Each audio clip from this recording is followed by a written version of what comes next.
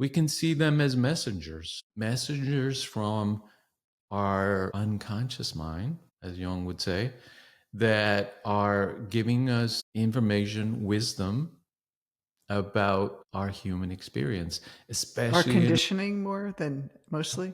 not only relationships, right? Also the passion that we have for our work. What is our purpose? Often we don't find our purpose because we haven't really engaged in what do I love to do? And we're afraid, right? We're taught that if you love something, you have to be careful or or you won't be able to make a living at the things that you love to do. And so you settle for the less passionate choices in your life. Hello, welcome to another episode of Soul Sessions, a Jungian podcast. I'm Debra Maldonado, And I'm Dr. Rob. and we are here with another interesting topic on Jungian coaching and our unique method of working with people in a Jungian framework, but in a coaching model. Yeah. And today we wanted to talk about emotions. Such a big topic, and we might have to do more than one episode on this, but we'll have you think about emotions in a different way Mm-hmm. and be empowered. And before we begin, I do want to remind you, if you're listening to us on any of the podcast services, don't forget to subscribe. And also, if you're watching us here on YouTube on the video, make sure you subscribe to our channel and get every episode. So, Rob, let's talk about emotions. Keep thinking of that Mariah Carey song. I keep feeling emotions. Yeah. Emotions are the fuel of the psyche. That's the first principle, that without emotion, there's no transformation, as Jung says. And without emotion, there's no meaning in our lives. So emotions really bring a lot to the table. Unfortunately, they're misunderstood. What we see in pop psychology and in the culture is this idea that there are negative and positive emotions and higher vibration and low vibration emotions. Maybe, or let's say there are other models, no Hmm. doubt. There's various models of emotion. But from our perspective and from our work that we do in transformation, there are no negative or toxic emotions Hmm. because all emotions are useful to us. They're giving us information about the meaning of our human experience. Hmm. Yeah. I um I always think that if we don't want to live a numb life where we don't reach the highs and we don't reach the lows, and I always feel like if we can deal and manage the lows and the uncomfortable emotions, we have more capacity to feel the joy. But if we just stay in that little mediocre, like uh, kind of numbed state in the middle, that's just kind of getting through life, that's not really living. And we want to Yeah. have those joys, and we don't want to be afraid of those heavy emotions, because a lot of times they're so rich and give life meaning. Like when we're grieving a person that passed, or sad over an ending of a relationship, or um, you know, a change in career or life stages, when the child leaves the home. We want to honor all those emotions, and it's just a part of life, part of being in the body. Yeah. So I like the idea that we talk about, is this idea that emotions are not problems that need to be fixed. Yeah. It's not like having an emotion is not, a human problem. It's a human feature. It's Very not a much bug. so. It's a feature. Yeah. If we look at evolution, the limbic system, which is the emotional brain, evolved much earlier than our neocortex, which is the thinking part of the brain. And so we're feelers more than thinkers, uh, Hmm. and it's more foundational to us. Yet, it's the one thing that we ignore, and Hmm. we highly and over identify with our cognition. Hmm. So, if you recall, what did they teach us in elementary school? it's all about memorization and rote The memory of logical mind. logical thinking, all that, which is good. We need those skills, but there's no instruction on emotion. Hmm. Like we've yet to find a client or a student that says, my parents taught me well on emotions and I'm well versed in it. Well, and On a the lot of times the emotions that most people feel are the outbursts or people getting upset or sad and or even depressed. The parent is, and they learn that those are negative and bad.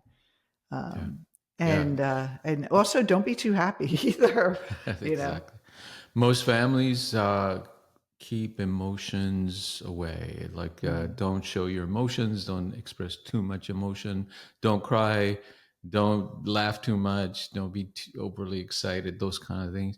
And so the messages that we get, the conditioning that we get around emotions is that they're bad. Emotional expression or crying in public and all those things, they're bad, and you shouldn't do those things. And It's an even not embarrassment. sharing how you feel with someone, Yeah. in relationships, all types of relationships. I really feel this way. Being vulnerable seems very risky Hmm. for people because we're not, the culture just, there's no space for us until now. Hopefully we can change that, but Right. people can change that, is to have that space of really raw intimacy. And, and, and Yes. And it starts with yourself. You can't, I always say that the more intimate you can be with your own emotions, the more you could share it with others. And when we used to do a lot of love coaching in the beginning of our career, and I remember a lot of the fears these women had were opening their heart and the person not responding. And it's like, well, you're not wanting to face these emotions and you want someone to take care of them for you. You got to take care of them yourself first. And then you're going to find someone, if you honor yourself and honor your own feelings, that will be what you see in the other person. Everything's a mirror. So, but also think that emotions have such rich information for us. And when I first started doing personal development, the pop psychology before I met you, it was all about clearing the emotions, getting rid of the negative emotions, making the negative emotions positive. And I felt like it was what I call rearranging the furniture. You're not Hmm. really facing them, you're just judging them and moving them around, but they don't go anywhere. They come back and it's like a whack-a-mole game. Like, oh, there's that fear again. How do I get rid of it? And or that shame or that sadness. And then I think most people get just distracted. They find a distraction from feeling, and that's Yeah. how they cope. But Yeah. you I don't think, want to fix them. Like that's what we're, yeah, really kind of getting to. that's one of the most harmful misunderstandings about emotion, this negative and positive Hmm. thing, right? That there are negative emotions and positive emotions. That doesn't really make sense because every emotion has this information, like you're saying, Hmm. about the meaning of our human experience. If we label them negative, what we tend to do is push them away, meaning repress them. Hmm. So that by the time we're adults, we've repressed a lot or half of our emotional life Hmm. and only focused on the parts that we feel are pleasant and good, which leads to kind of a mediocre life, a very kind of bland life that we, Hmm. not a lot of passion, not a lot of depth to it, because Also, we're not a only, lot of risk yeah, because you exactly. don't We're want to not able upset to the take apple risks. cart, right? Yeah. And needlessly, because if we're afraid of our own emotions, we're not really running the full gamut of the psyche. We're not Hmm. really operating at full capacity. Hmm. We're only at half speed and just getting by with We're our just phoning it emotional in. life. Yeah, exactly. Phoning it in.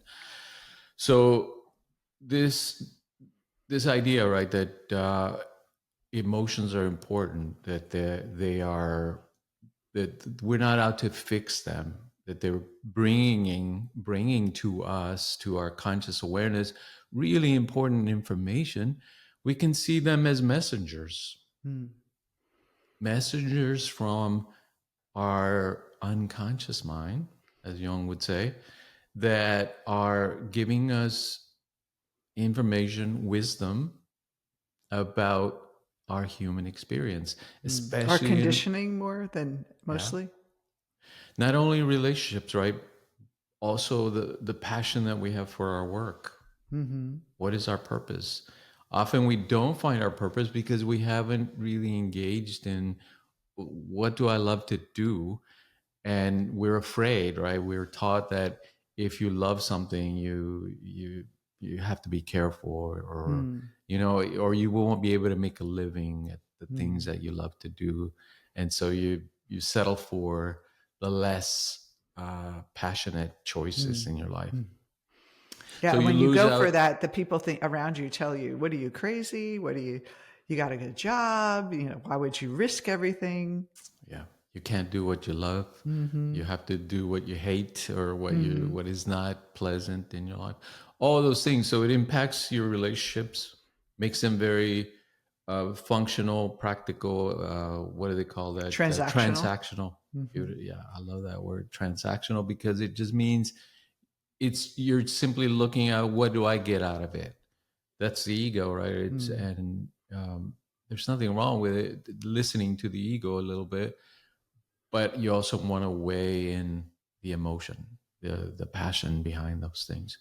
So you lose out on deep, meaningful relationships. You lose out on deep meaning in your work, which is purpose, and then you lose out on your passion for life, your spiritual life. You're Mm. not able to really develop those skills because you're not tapped into or listening to your emotions. Mm. And, you know, I think there's this idea that opening up emotions or facing them is somehow dangerous or could send, like, a lot of coaches don't work with emotions because they're afraid, oh no, that's for therapists, not for me. Like, don't open up someone, the vulnerability. And if you're in a coaching relationship, you're not working with someone who needs therapy. Hopefully, you're making sure you distinguish your services to um, the right population.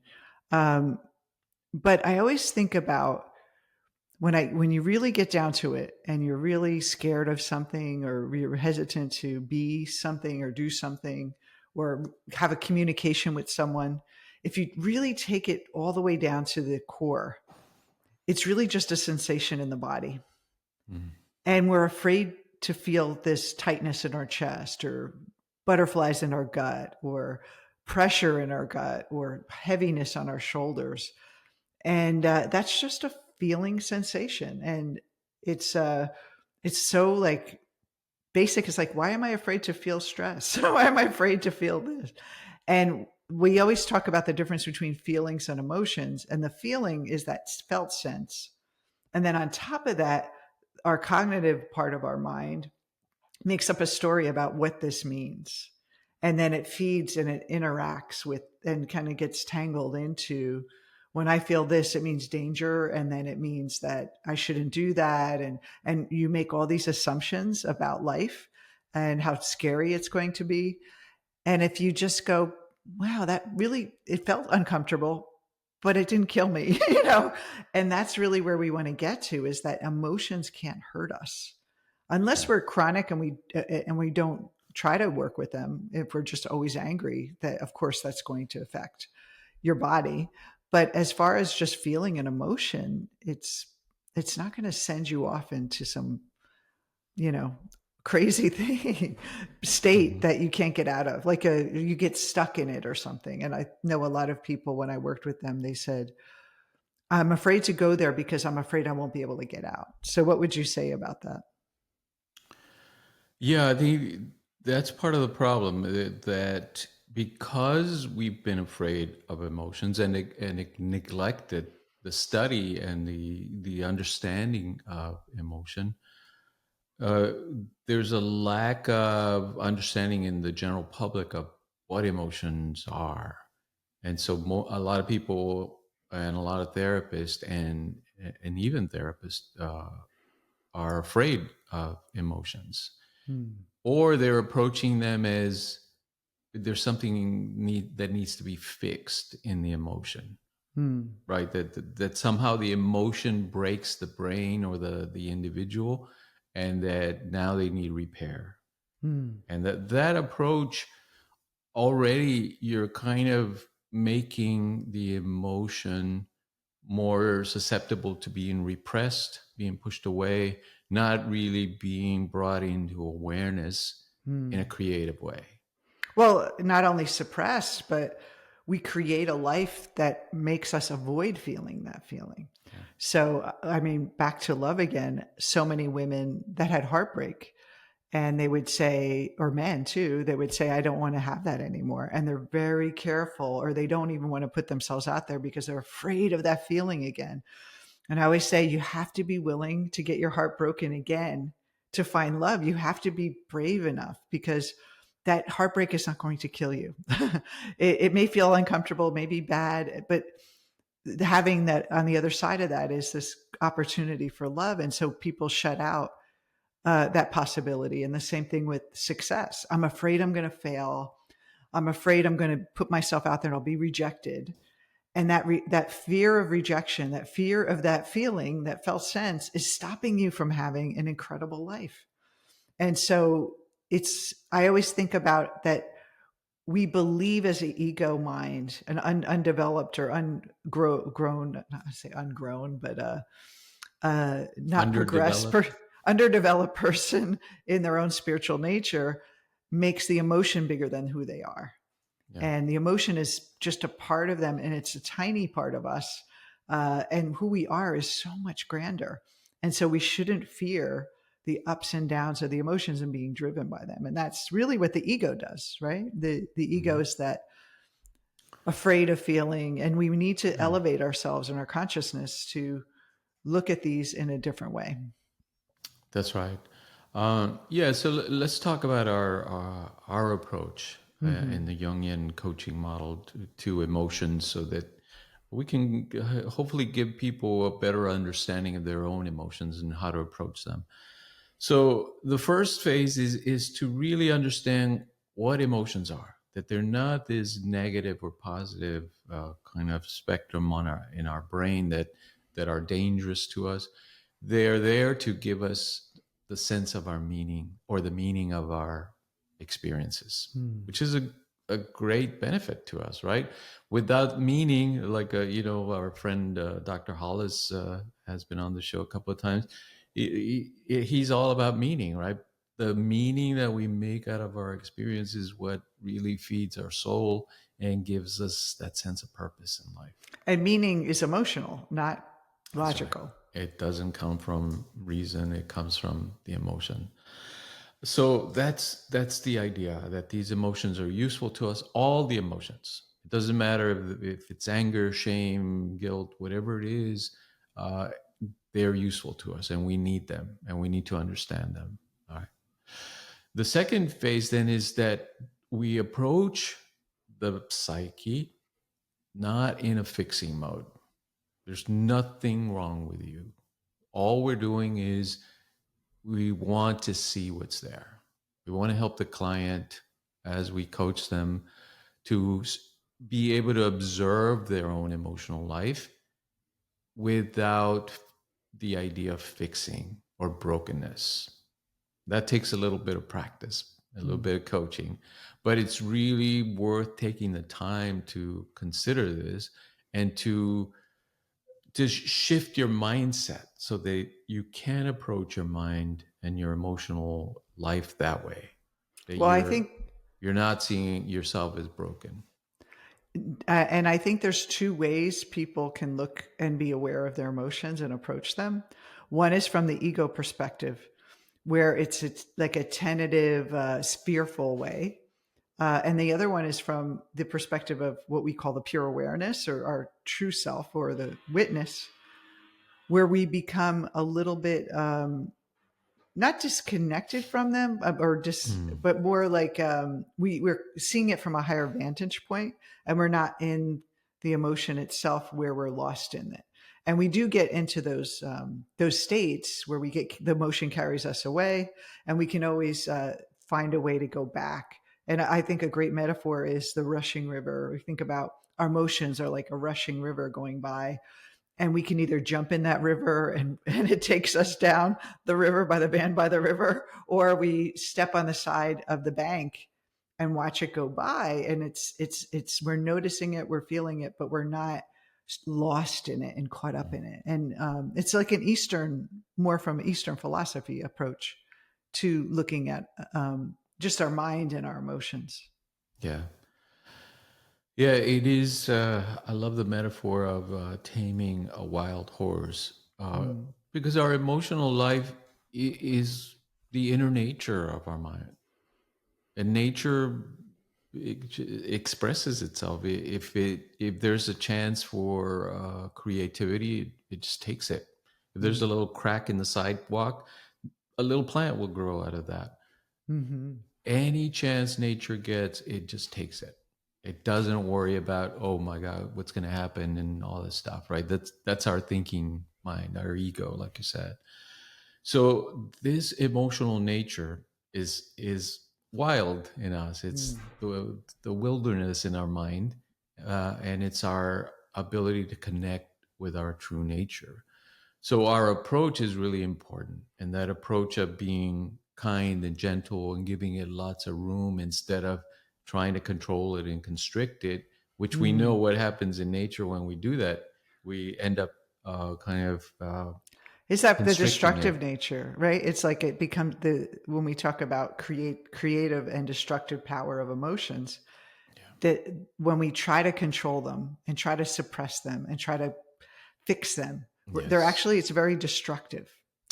Yes, because the energy gets bottled up, and Mm-hmm. then we know, what happens, and we can And we talk maybe. project judgments on them, and then they Yeah. become more solid and more or believable to us that this is bad and the story's true, and I have to about me, and we take it so personal, and we let ourselves like shrink our Mhm. power. Yes. Yeah, that's a good point. I mean, we're not saying that emotions cannot be destructive. Of course, they can, Mm-hmm. but that if we approach them in this way, in this kind of not fixing, not broken way, Mm-hmm. that they will respond in amazing ways. Mm-hmm. They will help us. They will be our allies in our growth process. I love what you said about the wild horse, and that uh, they have it in that little circle, a very tight A little corral, yeah. corral. And then what we're doing is we're expanding that space for that emotion to have space, Hmm. and then it doesn't have that condensedness to it, and it not dissipates, but it has less control over us, over our mind. Yeah, that approach is really useful where we're not giving the mind the sense of we want to control you or we want to fix you. It's more of a sense of openness and vastness and being okay. When we are giving our own emotional mind that message that you're okay, there's nothing, I'm not approaching you with I'm going to fix you and give you medicine or kind of heal you in any way. It's simply that everything that is arising in the mind is okay, that you're able to give it space. That's a powerful way of working with emotions, because what you're doing now is you're creating the space for those emotions to emerge. Hmm. And that's really the aim of Jungian coaching, is to let the whatever is in the unconscious mind to become conscious, to Hmm. exist at the conscious level. What that does then, it brings the wisdom and the power of the unconscious mind into conscious awareness. So it's really kind of a, a microcosm of our whole way of being free and freeing our mind. Like emotions are really the first step when we work on shadow work and emotions. it's the ego tends to make things black and white, makes things good or bad, and then we're reacting from that conditioned place of moving away from pain toward pleasure. When we open it up and see the emotion from the self, we drop the judgment. And that's where it can be something else. And then imagine in our life, the events in our life that happen, we don't quickly judge them and put them in bad or good categories. And we just be like, huh, I wonder what means for me. And we have this more open approach to life. So we could start with the emotion, and it's kind of a training ground for us to understand the concepts of non-judgment, non-attachment, equanimity, all those beautiful spiritual Eastern philosophy tools that help us free our mind. That's right. And then because the emotion is the fuel of the psyche, then you can take empowered action. Mm-hmm. So let's say you're dealing with stress or a problem in our life. We all, that is almost the definition of life, right? That we face challenges. We face the challenge of growth, of building families, of building careers, of work, et cetera, et cetera. Those challenges, when we are allied with the emotions in us, and in part we can say the emotions really define the unconscious, or are part of the unconscious. They bring wisdom that we need to solve those problems from the unconscious mind. In other words, from our natural mind, from our true nature. So that we're not just figuring out our solutions at the cognitive level and thinking rationally.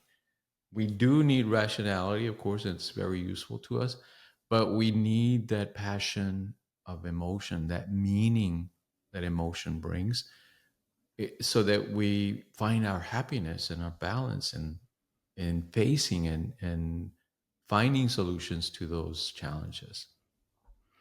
It's like when I say when people pursue their purpose and they need some emotional motivation. It can't just be rational. I'm going to help others, or I want to change the world. It has to, that emotion of passion for your purpose has to be greater than your fear. And so you're dealing with these two powerful emotions. And if you're letting fear run your life and you don't have enough passion, you're going to find ways. Your cognitive mind will try to find ways and to talk you out of it and rationalize and justify your inaction. And so that's why emotions are so important, and we need to make friends with them. But another thing too about emotions, it has energetic data. It has that data of why we do the things we do, and it brings us. It's a tool to find out more about ourselves and have more self-awareness. Absolutely. Self-awareness really involves understanding the meaning of our life, because it's going to give us our purpose, like you said. And what is purpose? It's the emotional meaning that we ascribe to what we do and with the time that we have in life. What kind of work do we do? What quality of relationships do we create? What is our spiritual leaning? What is the meaning of our life? And it doesn't have to be religious, but you have to find the meaning of your life. If you don't, then you're running on empty. Basically, you're just kind of existing, surviving. And a lot of people that think that that's all there is to life. If I'm surviving, I'm okay. But that's not the aim and purpose of life. If we're given this huge brain and this huge capacity to think and question and feel, we have to put it to use in all its depth. And that can only come when we find our purpose, when we're in love with our partners, our our friends, our family, when we're in love with our life. Our bodies too. Yeah. And we're taking care of our bodies. We're taking care of our, we're feeding our soul. All that requires intense work, but it's not intense work in the sense of Hard, drudgery. like a painful. No, it's intense Yeah. work in that you have to really explore your emotional life, the depths of the psyche, and through dream work, through intuition, through active imagination, through meditation, through exercise, through nutrition, all these things then take on a different meaning for you because now you're seeing them as, this is what I do for myself, right? For so that my body, my life becomes an instrument of good in the world and serves humanity. That, in a nutshell, right? It's kind of leading to what we mean by purpose. And emotions are conditioning mind. Like you always say, emotions are the key that locks us in. It locks us into that pain, pleasure, conditioning that our ego created. And it helped us survive, which is not bad. But then it creates this a very narrow expression for us because we don't want to cross the line to too happy or too sad. And so we end up having that mediocre life. And it's, you can't rationalize yourself into change. You can't have an insight and get change. You have to have that emotion. And you say that the key that locks you is the key to set you free. And if we're willing to go there, if we're courageous enough to face those very uncomfortable feelings, knowing that we're going to be safe and we're fine, like they're not that scary, it gives us tremendous power and fearlessness in life if we can do that. And so it's like the hero facing the dragon and seeing that he has the magical power to, or she has the magical power to slay the dragon or transform the dragon or tame the dragon.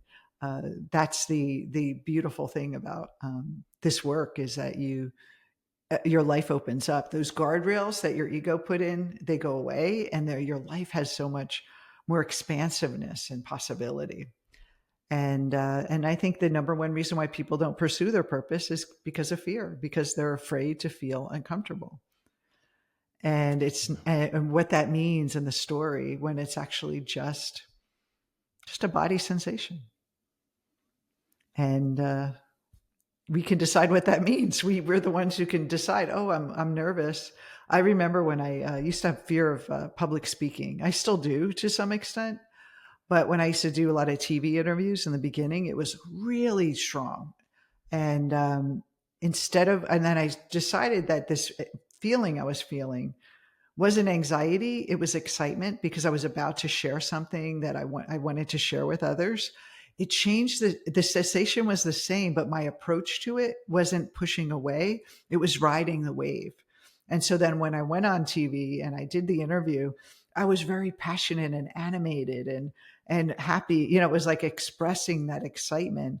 And that's just a very simple way that it's the felt sense doesn't have to change for you to have a new approach to it. Yeah, so it's a rich topic. So I think we should continue. Yeah, we'll do another episode on this. I think I'd like to talk maybe in the next episode of what the symbolic meaning is and some of these emotions and how to work with them. And I think the last point is this idea of wholeness that people always say, I want to be whole. And if you're suppressing parts of yourself or emotional aspects of yourself, you can never be whole because you're split against yourself. And so being willing to work with emotions in a constructive, creative way, you'll be able to have that wholeness that you desire and more complete within yourself. Oh, love it. Okay. Well, thank you everyone for joining us. Don't forget to check in with us on our other podcast episodes, and we'll see you next week. See you soon. Bye-bye.